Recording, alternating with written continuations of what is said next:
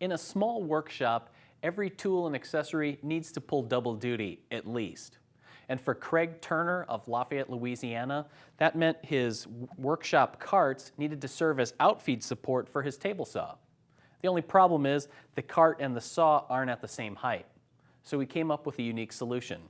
He made this roller stand that just clamps right to the top of the cart. There's a couple of key things here when you consider making one for your own shop.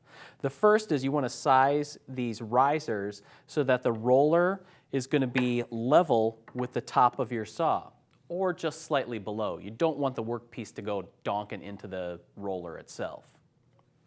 Now the rest of the support roller is just made up some leftover plywood. He has a plywood base, the risers that I mentioned, and the roller itself is made from a length of 2-inch PVC.